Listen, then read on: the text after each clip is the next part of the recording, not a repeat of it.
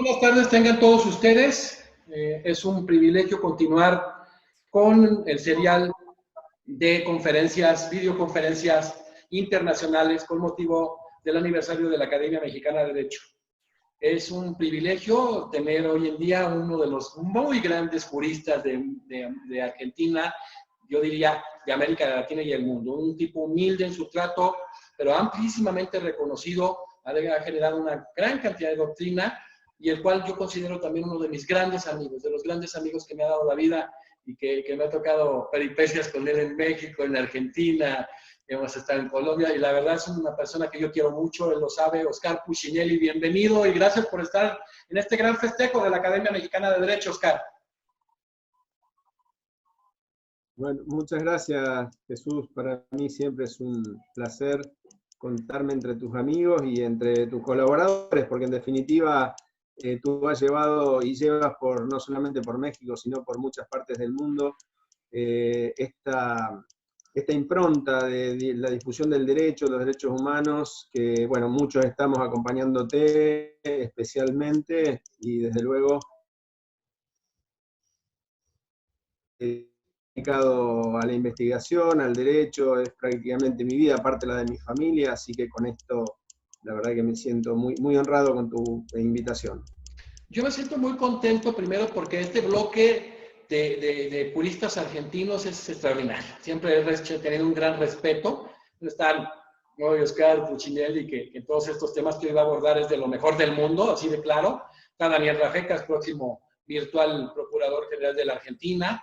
Está Néstor Caferata, que es pues uno de los mejores ambientalistas, secretario de la Corte Suprema de Argentina. Enrique Müller, que fue ministro en Argentina.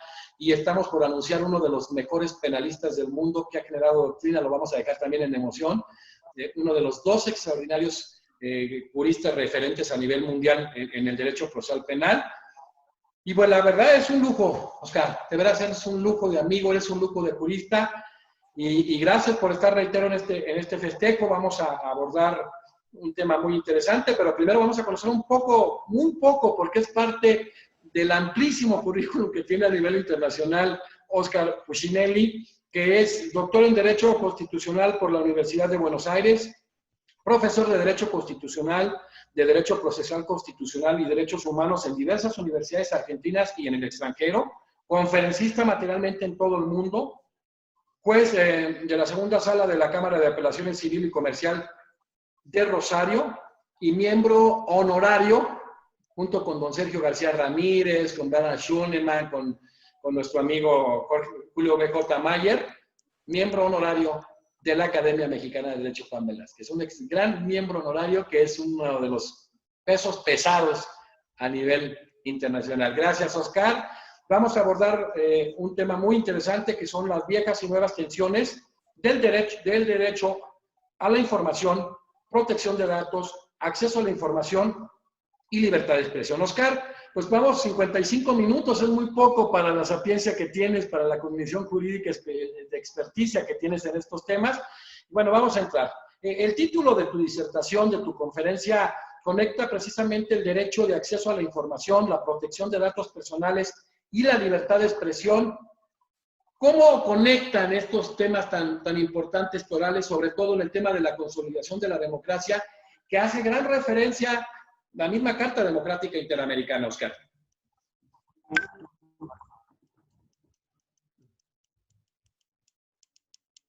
Bueno, vamos a tratar de darle un marco breve a un tema tan grande como es el del derecho al acceso a la información, la protección de datos, la libertad de expresión. Vamos a tomarnos 5 o 10 minutos porque tenemos para cada consulta ese tiempo. En primer lugar, lo que uno intenta dejar en claro cuando trata de estos temas es que estamos en el ámbito del derecho a la información. En ese ámbito hay diversos derechos que confluyen a esta disciplina, que en algunos casos tienen algunos principios contrapuestos, o que por lo menos inicialmente parecen contrapuestos, y que requieren de cierto balance, como son el derecho de acceso a la información pública y, por otro lado, el derecho a la protección de los datos personales. el derecho de acceso a información pública está regido por el principio de máxima divulgación. Por otra parte, el derecho a la protección de los datos personales está dirigido o tiene su norte en la minimización de los datos como objetivo primordial de la limitación de la información personal, es decir, que no esté esa información personal disponible, salvo en aquellos casos en que sea estrictamente necesario. De mismo modo, cuando hablamos de acceso a la información, no nos limitamos al derecho de acceder, que no necesariamente es la que está en poder del Estado o en poder de aquellas entidades que manejan fondos del Estado o que son subvencionadas por el Estado, sino que también hay un interés de la población en general de acceder a informaciones que generan las empresas periodísticas.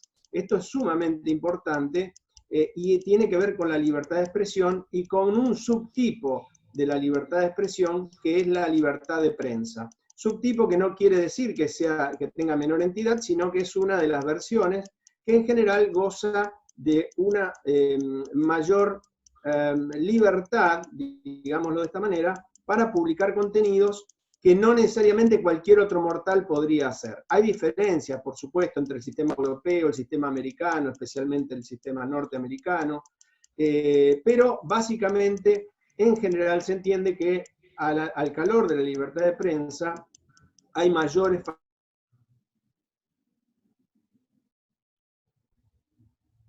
que tengan algún tipo de interés público. Entonces, en este juego de, digamos, intereses contrapuestos, es muy importante recurrir, y siempre se ve mucho en las sentencias, por ejemplo, del Tribunal Constitucional Alemán en materia de libertad de expresión, que allá se trabaja más sobre la idea de libertad de opinión. Hay que recurrir a la ponderación. Ponderación que, por supuesto, ya sabemos, los maestros alemanes han trabajado mucho, y entonces, en este punto, se hace muy rica la cuestión, sobre todo porque nosotros nos encontramos, y yo siempre pongo este ejemplo, en que una cabeza tiene que pensar con principios que se contraponen y tiene que resolver cuál va a primar en cada caso concreto. En estos casos siempre se habla del caso concreto y si bien hay principios generales, se deben analizar caso por caso. Eso es muy importante. Siempre pongo una figura para dar esta idea de que hay dos cabezas pensando en la misma cabeza, o dos cerebros pensando en una cabeza, que es la del dios Jano, el dios de los romanos, que era precisamente el dios de los finales y de los principios, que da nombre al mes de enero, janeiro en portugués, que significa el mes que comienza, mira hacia un lado, enero, y cierra el ciclo anterior. Con lo cual, Jano, representado por dos cabezas opuestas, dentro de la misma estructura, representa esta idea de que tenemos que conciliar estas ideas para resolver cada caso concreto. Básicamente, estos derechos han tenido distintas evoluciones. Generalmente se puede apreciar a simple vista que tanto el derecho de acceso a información pública como la libertad de expresión han sido los primeros en gestarse. Diríamos que casi coetáneamente, pero primero fue la libertad de prensa, como una forma de libertad de expresión, a partir de 1776 y 1787, hablamos de la Declaración de Virginia, hablamos de 1789 y 1791, la Constitución norteamericana y la primera enmienda a la Constitución norteamericana, que aluden a la libertad de expresión, y paralelamente de la libertad de prensa y de acceso a la información pública sueca, se da básicamente en el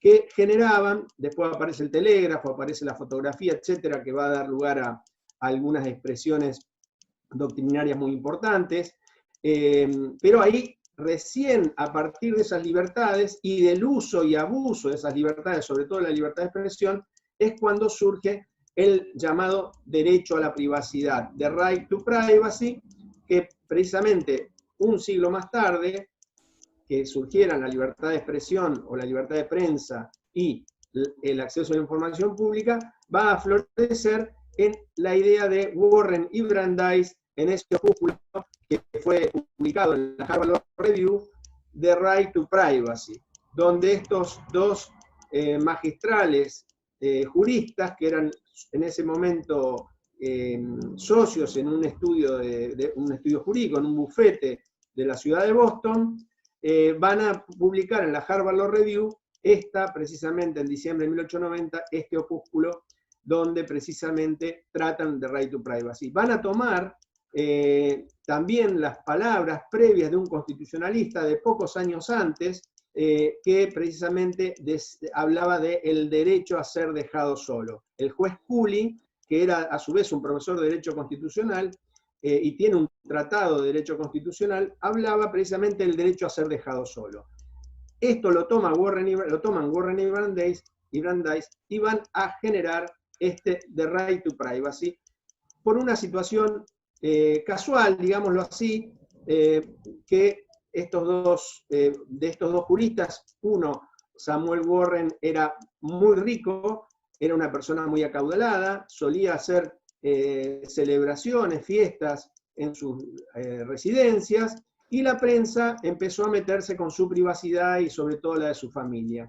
Entonces, en ese punto, precisamente, y con esto cierro esta primera parte de la pregunta, en ese punto aparece esta idea de que como la prensa empezaba a meterse con la privacidad de las personas y se la empieza a llamar prensa amarilla, yellow journalism, o sea, prensa amarilla, pero yellow en el sentido de cruel o cobarde. La palabra yellow en inglés significa no solo amarillo, sino cruel o cobarde. Nosotros lo traducimos como periodismo amarillo. Entonces, frente a estas intrusiones a través de las nuevas tecnologías, ya decía, el teléfono, el telégrafo, la máquina fotográfica portátil, se inmiscuían en la privacidad de las personas, y esto es lo que motivó esta reacción de crear un nuevo derecho, o darle forma a un derecho nuevo, un derecho de la personalidad, que sale del common law. Ellos dicen, el common law en su creciente y naciente evolución ha dado lugar a que muchos derechos se fueran expandiendo, y hay que encontrar un nuevo derecho que pueda oponerse a los avances de la prensa amarilla, de lo que hoy llamamos infotainment.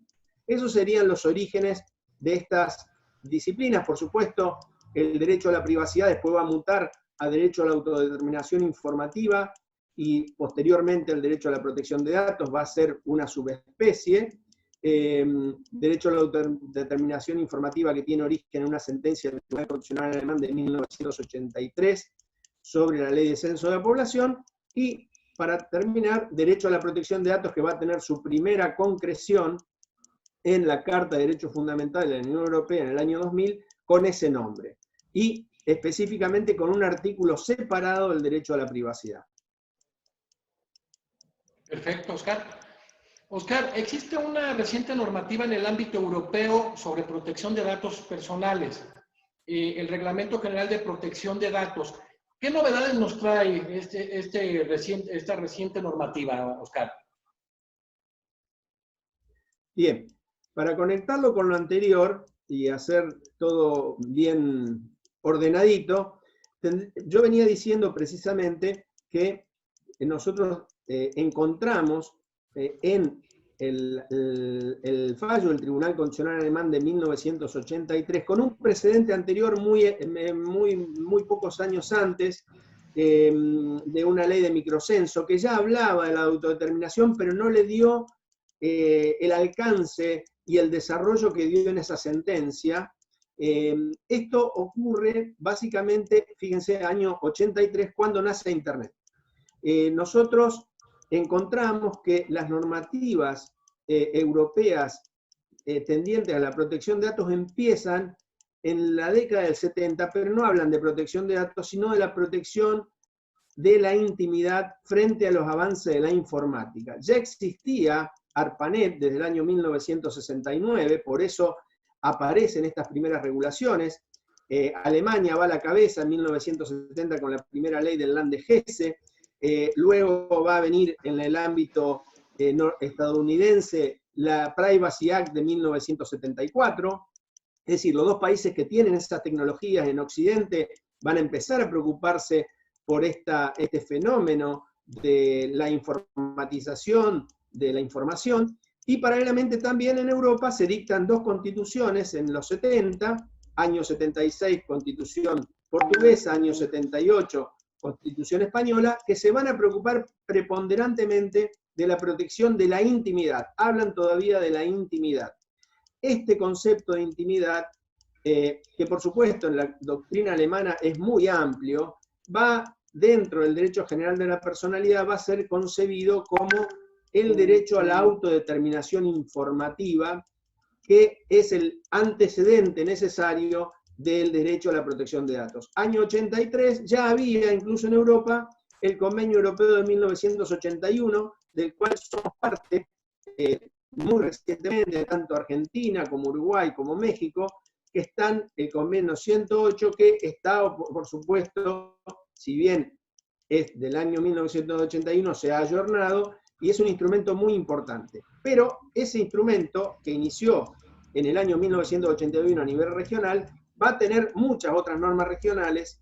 La más importante que le sucede es la directiva número 46 del año 1995, que se llama Directiva 9546. Va alterado el número con el año. Esa directiva es la Directiva de Protección de Datos y de la libre circulación de estos datos, porque en el ámbito europeo es muy importante, es muy relevante, no solamente proteger los datos, sino permitir que haya una circulación en el mercado interior. Y esa protección es muy avanzada.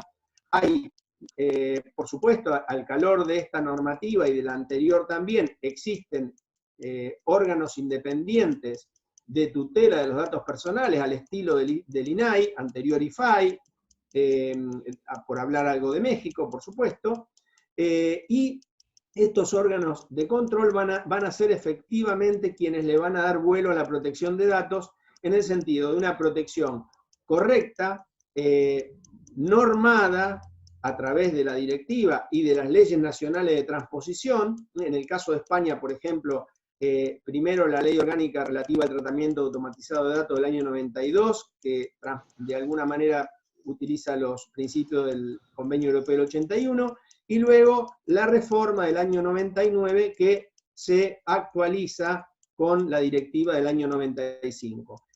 A partir de ahí rigió esta normativa. En el medio surgieron muchas cosas. Año 95, recuerden ustedes, todavía no estábamos con las redes sociales, había una internet bastante avanzada, se había el mundo subido a la tecnología bastante, no tanto como ahora, pero se había subido bastante. Los países medianamente desarrollados, ya cada persona tenía por lo menos una computadora, era bastante, digamos, estaba bastante difundida la tecnología.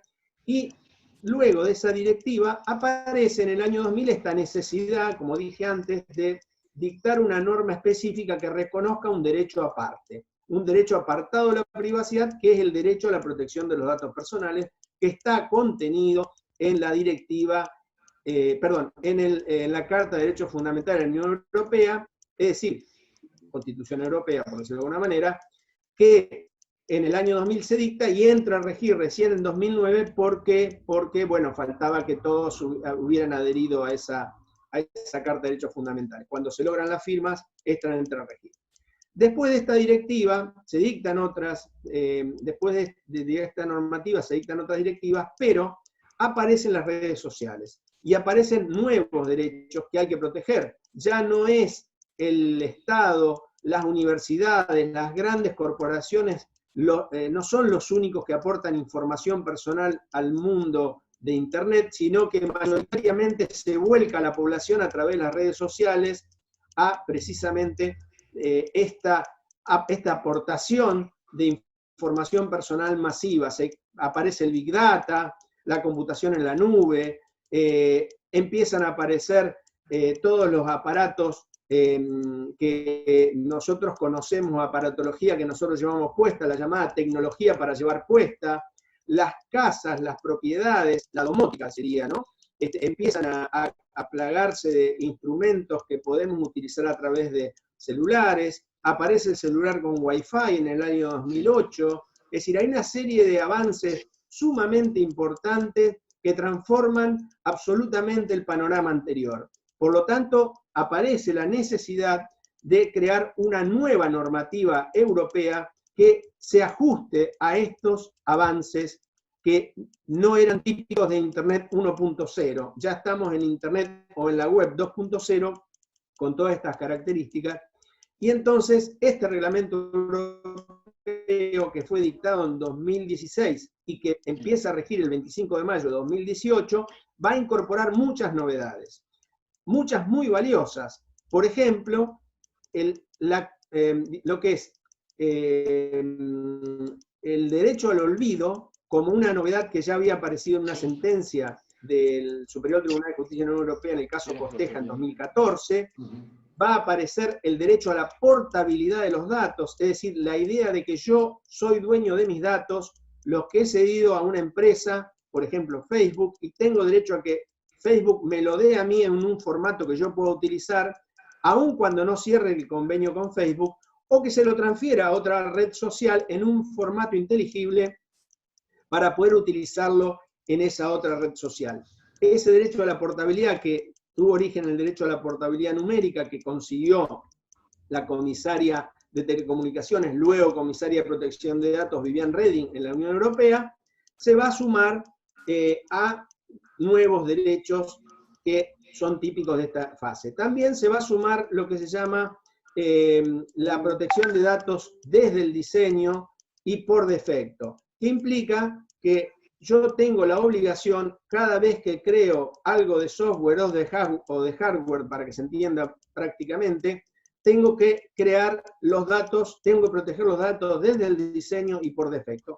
Por ejemplo, proteger los datos por defecto significa que si yo creo una aplicación, una app para un celular, los permisos tienen que yo voy a dar no tienen que decir que sí a lo que no me conviene, tienen que decir que sí a lo que más me protege. Nosotros estamos acostumbrados a bajar aplicaciones y decir a todo que sí. Por lo tanto, una suerte de defensa del consumidor significa que yo voy a tener esta protección que me da la ley y, por supuesto, si no se cumple, ese artículo va a tener que salir a circulación porque va a tener una sanción por parte de las autoridades de control.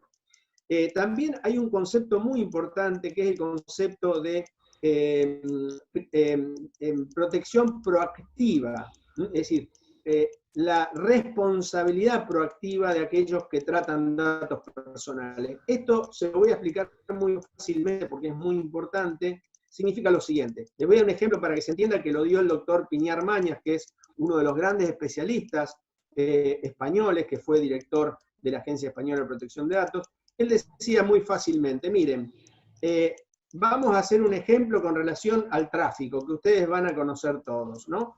Si yo, antes del reglamento, había una señal que decía que yo podía conducir hasta 80 kilómetros por hora, fuera con un auto último modelo o con un auto destruido, arruinado, mientras no superara los 80 kilómetros por hora, no iba a infringir la ley. Ahora, el reglamento lo que nos está diciendo es, usted tiene que poder demostrar que no solamente que cumplió con ir a 80 kilómetros por hora máximo, sino que el vehículo que usted tiene está en condiciones de desarrollar esa velocidad máxima.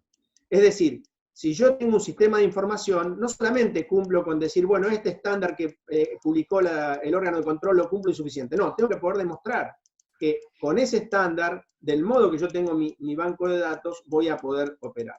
Otras cosas que son muy importantes para cerrar esta segunda pregunta son, entre varias otras, pero estoy tratando de dar lo más importante, primero, las sanciones que pueden aplicar los órganos de control, que llegan hasta el 6% de la facturación global anual de la empresa que es sancionada. Imagínense lo que puede ser una sanción, y de hecho han visto sanciones multimillonarias contra las grandes empresas que tratan datos personales. Esto es un avance muy importante porque fija un criterio muy interesante. La otra es la extraterritorialidad. Esa norma protege a toda persona en la Unión Europea donde quiera que esté. Entonces, en este punto es la norma más potente, más allá de que el alcance es limitado, es la más potente en la historia de la humanidad, porque no hay otra norma que haya tenido un alcance global como esta. Algunos ensayos hubo, y de hecho se han aplicado en materia de delito de lesa humanidad, es decir, que el país del cual era nacional esta persona, por ejemplo el juez Baltasar Garzón en su momento en España, pueda juzgar en su país a alguien a un delito cometido fuera del país contra un nacional. Pero no estaba en una norma, esto obviamente fue por vía jurisprudencial. Y hay otras importantes reformas, pero es una norma que se ha adecuado a los requerimientos técnicos. Y hoy tiene una réplica muy importante, y con esto cierro esta pregunta, en los estándares que la Red Iberoamericana de Protección de Datos ha aprobado en el 2017 para los países iberoamericanos. Es decir, nosotros tenemos además un soft law, que son esos estándares aprobados por la Red Iberoamericana de Protección de Datos, que lo van a aplicar y están comprometidos a aplicarlo todas las autoridades de control de la región. En eso ha trabajado muchísimo el INAI, por ejemplo, ya que estamos hablando de México. Incluso han trabajado otras entidades federativas, como las entidades de la Ciudad de México y de Toluca, que han trabajado también en ese desarrollo, independientemente, además de otras autoridades nacionales, en el caso de Argentina, por ejemplo, Uruguay, etc. Es decir, esos estándares elaborados por las autoridades de control, que son las que integran la red iberoamericana, tienden a replicar todos esos principios por más que nuestras leyes no los tengan. Es decir, como esos principios se pueden inferir de los principios generales de protección de datos, que sí los tenemos, esas autoridades aprueban la aplicación en nuestro país. Eso es muy importante porque suma la extraterritorialidad que ya tiene el reglamento europeo, una territorialidad en América Latina. Perfecto, Oscar. Con todo lo que ya has referido, Oscar, ¿qué nos puedes decir en relación a las normativas globales y regionales que tienen mayor impacto en la protección de datos personales? Bueno, esto está íntimamente conectado con lo anterior, con lo cual la respuesta va a poder ser más breve y va a poder equilibrar el tiempo. Bueno, nosotros tenemos normativas locales. Todos nuestros países americanos, salvo alguno muy perdido, hay en la página de la Autoridad de Control de Colombia, hay un mapa, si alguno lo quiere buscar, busquen la Secretaría de Industria y Comercio, y ahí hay una dirección de protección de los datos personales a cargo del doctor Nelson Remolina Angarita. Él tiene ahí unos gráficos de todas las legislaciones y todas las constituciones iberoamericanas que han aprobado normas sobre protección de datos. Allí nosotros contamos, en primer lugar, con normativas constitucionales. El campeón de las reformas constitucionales es México. Reforman la Constitución básicamente cada vez que voy hay una reforma constitucional. Cada 5 horas. Lo cual para mí es la panacea. Más de 700 reformas, cuando Argentina tiene una Constitución de 1853, con 2 grandes reformas, la de 1860 y la de 94, y 2 pequeñas reformas. Aquí más de 700. Exactamente. Es una realidad diferente. Pero digo, bueno, son modalidades distintas. Lo importante es que la protección de los derechos esté. Y ustedes en eso son campeones porque precisamente lo incorporan de manera muy detallada. Y cada vez que encuentran algo más lo agregan.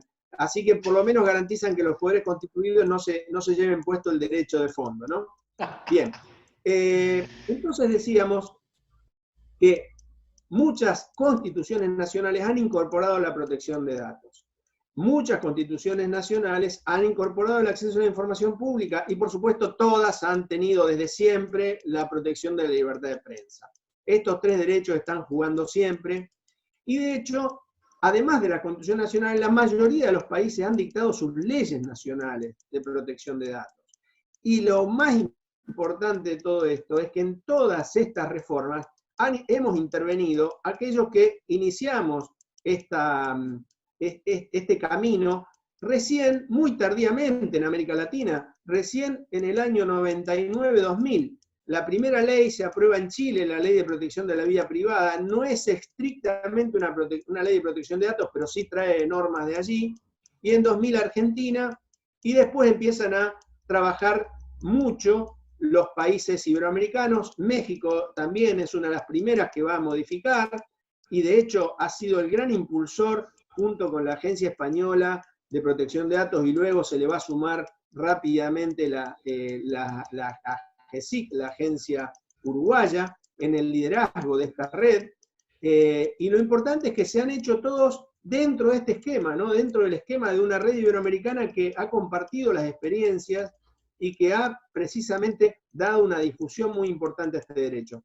Subsisten en el ámbito regional, por supuesto, hay normativas regionales y globales adicionales a las que yo mencioné. En el ámbito de la OEA hay unos principios dictados en 2010 aproximadamente de la protección de datos, pero son muy breves, son los que ya conocíamos. La verdad que esa normativa de la OEA, esos principios, no agregan nada de lo que ya teníamos. Pero aprobada por la Asamblea General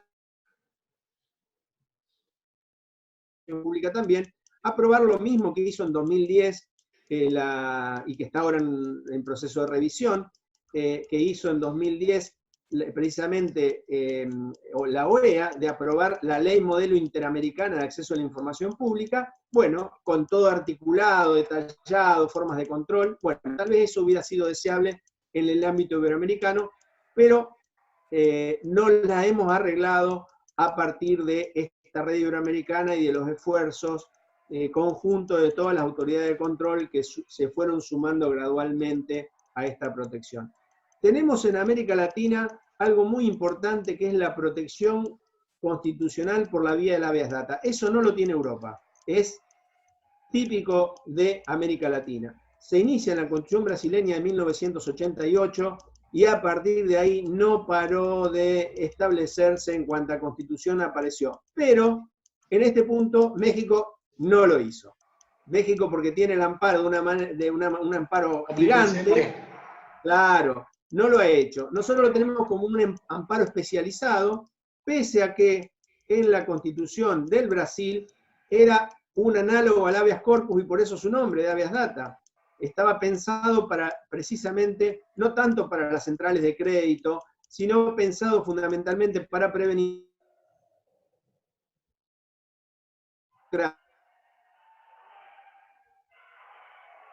de la época de facto, ¿no es cierto? Entonces querían prevenir mayores desapariciones, torturas, atentados contra la libertad física, y de esa manera se le llama habeas data. Traigan los datos en lugar de traigan el cuerpo, y vamos a ver que también están tratados o maltratados, y vamos a disponer sobre eso. Esa es la idea de la habeas data, que después, con distintas modalidades, más ya como tipo de amparo, porque la mayoría lo vio por el lado civil, se fue acomodando en América Latina en las constituciones que la fueron presentando.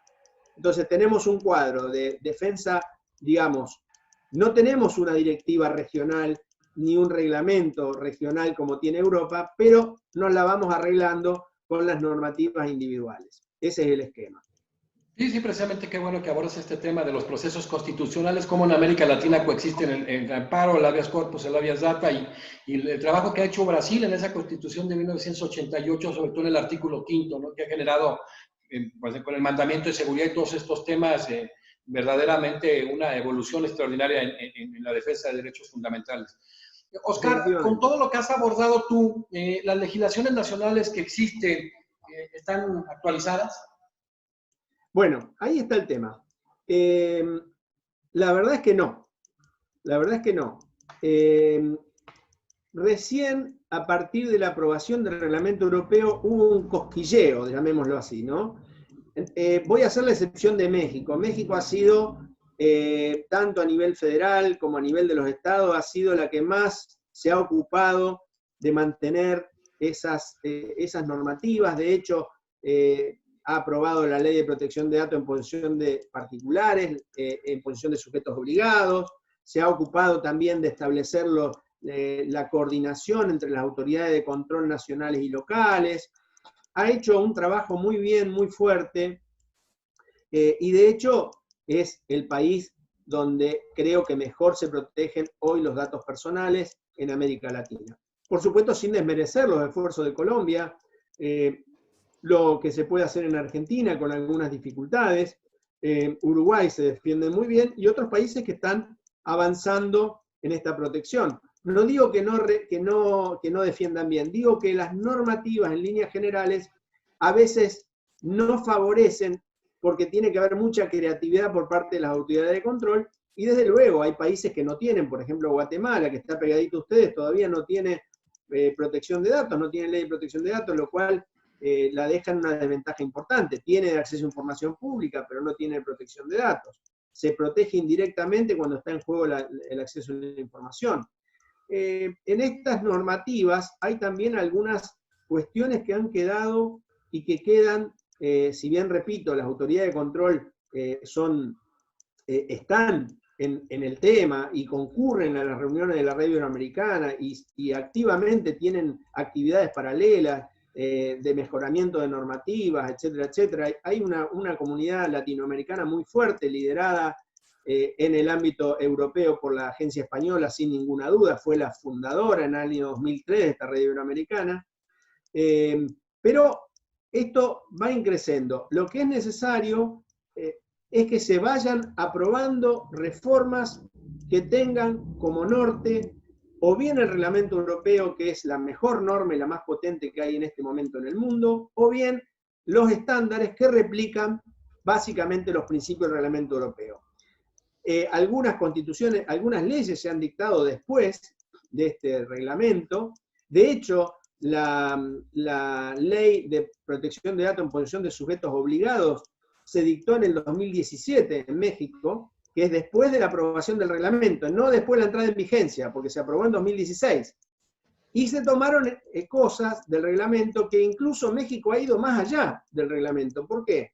Porque el reglamento europeo, que está pensado para el tratamiento de datos por el sector privado, no por el sector público, hay otras normas de tratamiento del sector público, previo el derecho a la portabilidad del sector privado, Facebook que se lo pasa a otra red social, etcétera, etcétera, pero no lo previó para el sector público. Y México lo incorporó para el sector público, lo cual ha dado lugar a unos debates impresionantes. Yo los he presenciado, incluso he tenido en algún caso que opinar en favor de entre los órganos de control de el INAI y algún otro. He tenido que opinar, dar mi versión o mi visión sobre el tema. Por ejemplo, el derecho a la portabilidad tan importante. Ustedes han creado el derecho a la portabilidad de datos en el ámbito del sector público.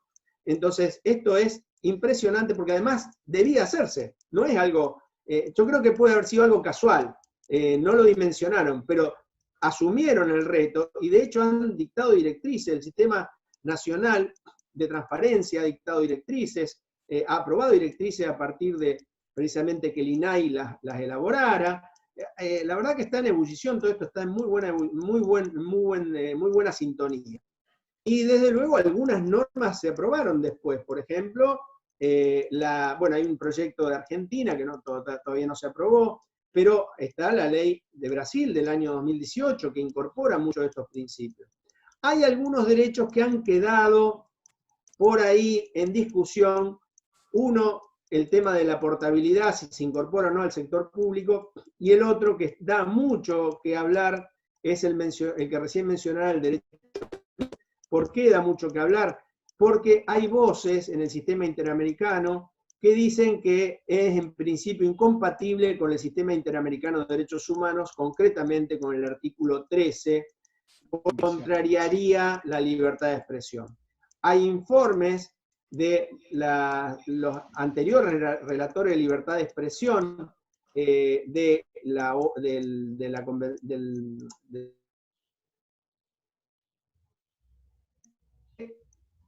la visión europea no sería trasladable tal cual al ámbito de la OEA, al ámbito americano. Cuestión en la cual yo no estoy de acuerdo, pero eso tendríamos que dejarlo para una conferencia aparte, porque es una explicación muy larga.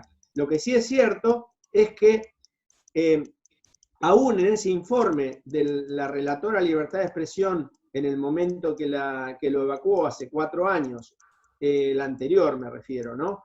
Ella dice que de todas maneras podría usarse de una manera limitada, o sea que tampoco dice que y caso por caso. Yo creo que correctamente. ¿Por qué? Porque el derecho al olvido implica la limitación de acceso a una información. Normalmente el derecho al olvido significa la desindexación de la información, es decir, que un buscador no puede encontrar esa información por el nombre de la persona. Pero no la borran, no está borrada del periódico, por ejemplo, que publicó esa información, sino que está desindexada. Por lo tanto, como ocurrió en el caso Costeja, ustedes pueden hoy encontrar, yo de hecho tengo el edicto famoso que Costeja impugnó, o que no quería que se llegara por su nombre, que ustedes pueden llegar por cualquier otra variable que contenga esa noticia. Solamente que por el nombre de Costeja no. ¿Por qué? Porque él decía, hace más de 10 años que yo pagué esta deuda, lo que se había publicado era un edicto de remate de mi casa por deudas de la Seguridad Social, la casa me la remataron, la deuda se cobró, y yo hace más de 10 años que soy un muerto civil, porque la única noticia que está en la red y la que todos miran es que yo debí y me toman como un deudor actual y estoy muerto civilmente. Entonces lo que él dijo es, miren, acá libertad de expresión hay, yo no puedo obligar a que se borre esa información. Además es un edicto, es un acto público, menos que menos se puede borrar un edicto, pero por favor, que por Google, y lo hizo contra Google nada más, o sea que ustedes por Yahoo lo podrían encontrar, que Google no me encuentre con esa noticia, que me busquen por otro lado. Entonces, bueno, ahí para cerrar esa cuarta pregunta y poder pasar a la última, me parece que ya estamos justo con el tiempo de los 50 minutos, ¿no? Vamos muy bien en tiempo, Oscar. ¿Cuáles son las amenazas, las principales amenazas que se han detectado en los últimos años, precisamente, Oscar, con relación a la privacidad y a los demás derechos individuales y colectivos que se han detectado? Bueno, ¿cuáles son? Claro, está muy bien esta pregunta para poder cerrar, porque hemos visto cuáles son las normativas, cómo se generó, cómo viene de la libertad de prensa, libertad de expresión, etcétera, toda una evolución que termina en un abroquelamiento sobre la privacidad, en una forma de reforzar ese derecho como un derecho que nos va a permitir tener un grado de desarrollo personal. La idea es que la información no interfiera indebidamente. Si lo hace debidamente no hay problema. Si yo soy un asesino, obviamente interferirá en mi vida. Pero, bueno, eso es una información pública. Durante un tiempo, mientras yo no haya cumplido la condena, se puede dar. Hay muy lindos fallos en Alemania, por ejemplo, que hablan de que una vez que se cumplió la condena, esa información con el nombre no se debe dar porque atenta contra la resocialización del condenado. El famoso caso del año 1973 del asesinato de los soldados de Levach. Digo Levach, se menciona Levach, pero por si alguno lo quiere buscar así como tal como se escribe, con B larga o B alta, donde se juega con este famoso derecho al olvido pre-internet, ¿no? Se dice, bueno, a partir de que usted cumplió la condena, no se debe decir que fue usted el que cometió ese delito, salvo que estemos hablando de un delito de lesa humanidad. Eso ya trasciende, es la excepción, ¿verdad? Pero bueno, volviendo a lo anterior, todo este desarrollo que culmina normativamente en el Reglamento General de Protección de Datos, requiere de esta normativa potente porque hay muchas interferencias, tanto en derechos individuales como en derecho colectivo, no solamente en la intimidad, porque tenemos que ver también cómo cada país concibe la intimidad, hasta dónde llega la intimidad, qué es parte de esa intimidad. En el sistema alemán, por decir uno que veníamos hablando, la intimidad abarca prácticamente todo, la vida privada prácticamente todo. Entonces, el derecho al honor, la imagen, es parte de la intimidad. En otros países lo tenemos escindido, aunque reconocemos que forma parte de aspectos íntimos, pero lo tenemos separado. Ellos meten todo en el derecho general de la personalidad, y ahí dentro de la intimidad, bueno, pero es un tema para un seminario. Entonces, en este punto, es muy importante ver cuáles son las actuales amenazas y las que saltan a la vista son, primero, obviamente el Big Data, esta gran masa de información que circula por Internet en la web pública y en la web oculta o la dark web. Nosotros siempre ponemos una imagen de un iceberg para mostrar que lo que nosotros podemos surfear en la web, cualquiera de nosotros los mortales, los que no tenemos acceso a tecnología, digamos, muy fina, muy especializada, incluso ilegal, nosotros accedemos solamente a la web superficial, a lo que sería la punta del iceberg, pero toda la otra información está en la web y que se puede rescatar, donde hay transacciones ilegales, venta de armas, trata de blancas, pornografía infantil, etcétera, etcétera, etcétera. Todo eso está en la web. Y desde luego está manejado por aquellos que pueden acceder, que son los hackers, los gobiernos. Muchos gobiernos utilizan fórmulas de acceso a la web oscura o a la dark web o a la web profunda, y esto, la gran cantidad de datos que se manejan, sí se puede acceder a esos datos. Incluso yo diría que aún con los que están a nivel superficial hay mucho para indagar. Esto combinado con la computación en la nube, que también permite que nuestros datos estén circulando por Internet, estén en algún lugar alojados y puedan ser hackeados, muchas veces datos de carácter privado, y otras cosas como son las aplicaciones móviles. Nosotros bajamos aplicaciones y damos permisos a cualquiera para que haga cualquier cosa con tal de lograr una aplicación. Fíjense el problema que tenemos actualmente precisamente con la herramienta que estamos usando, Zoom. Zoom, actualmente, bueno, hay otras que se pueden utilizar, pero recién ahora se están desplegando. Zoom ha sido la reina en esta pandemia, la que ha crecido más que ninguna. Incluso en Google hablaban de comprar Zoom porque nadie usaba Hangouts. Ahora Google acaba de inaugurar Google Meet, que también funciona bastante bien, pero bueno, Zoom le ha ganado. Pero fíjense que en las noticias ha habido situaciones de intrusión, y esto es porque aquellos que manejan herramientas tecnológicas que permiten saltar los controles, ¿no? Entonces, allí tenemos riesgos.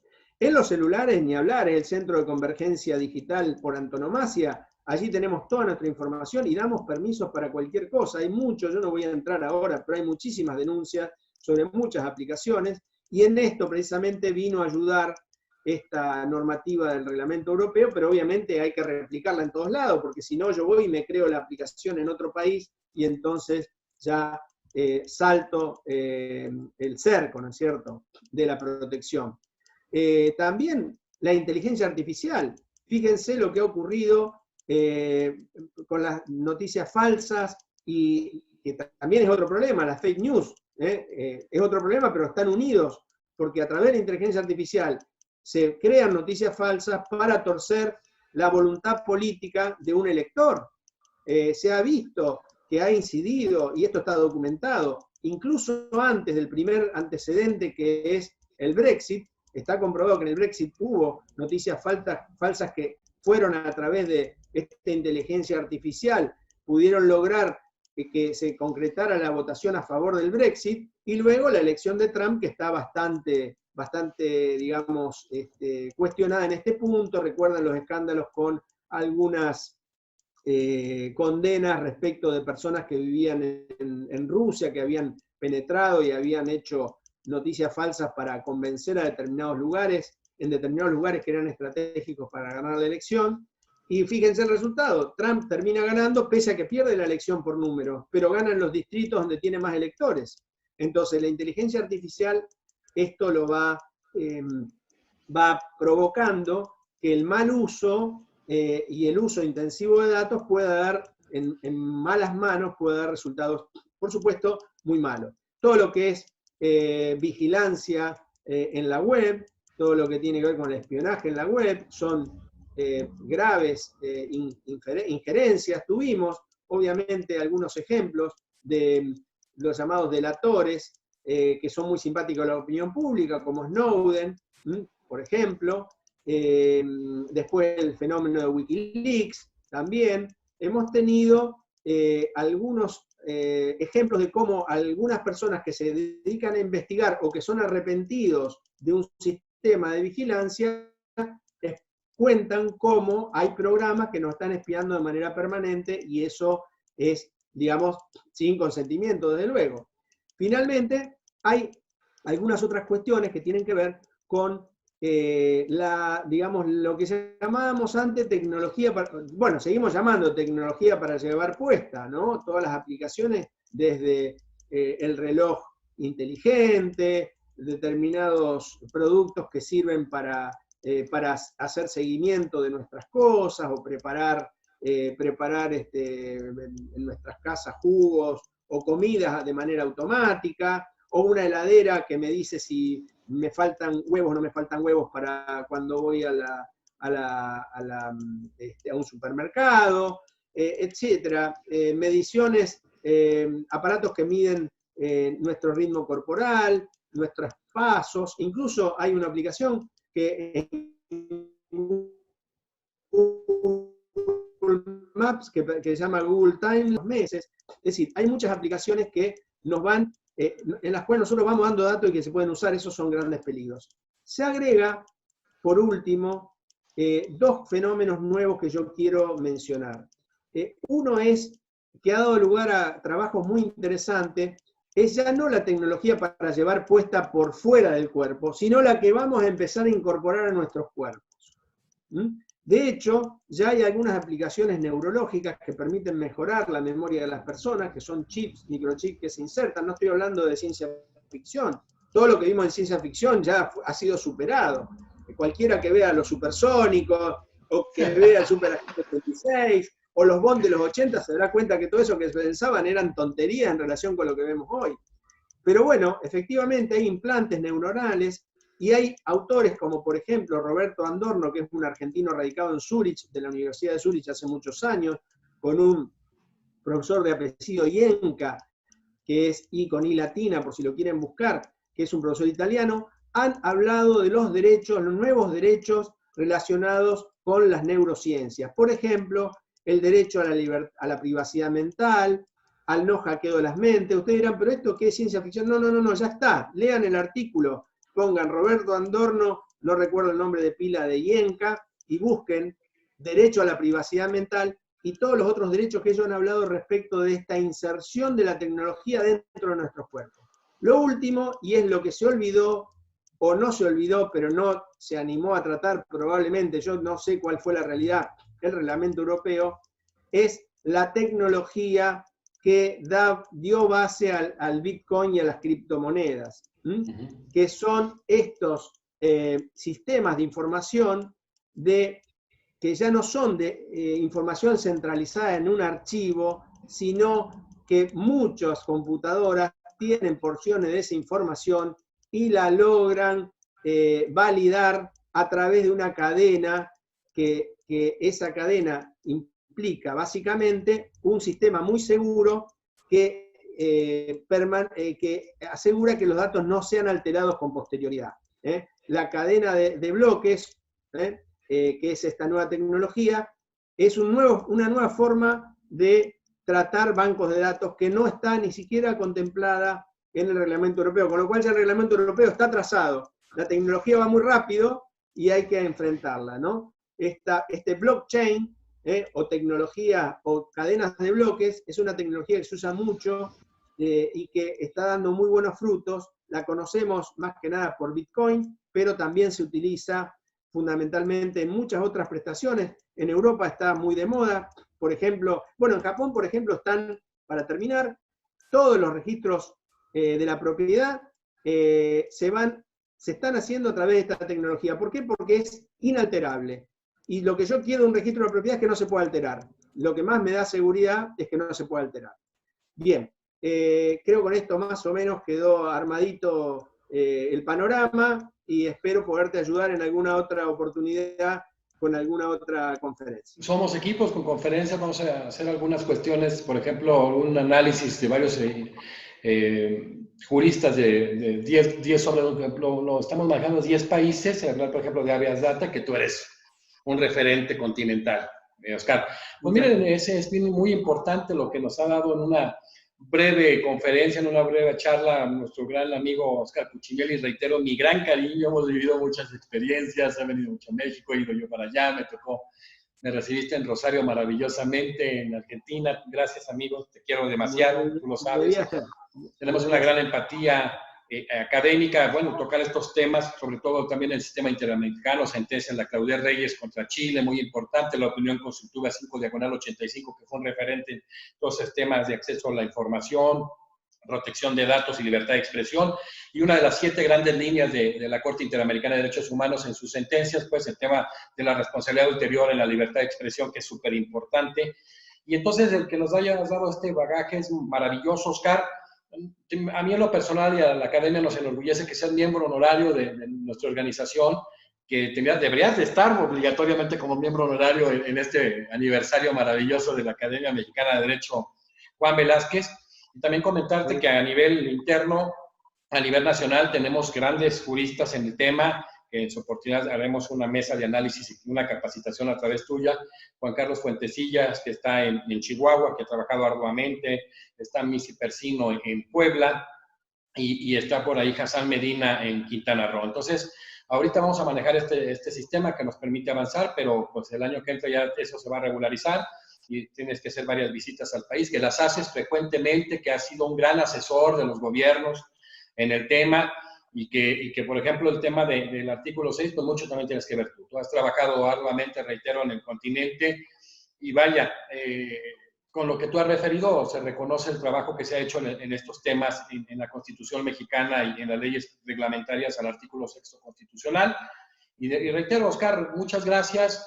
El que tú estés entre los 31 mejores expositores de derecho procesal materialmente estamos contemplando toda América Latina, España e Italia.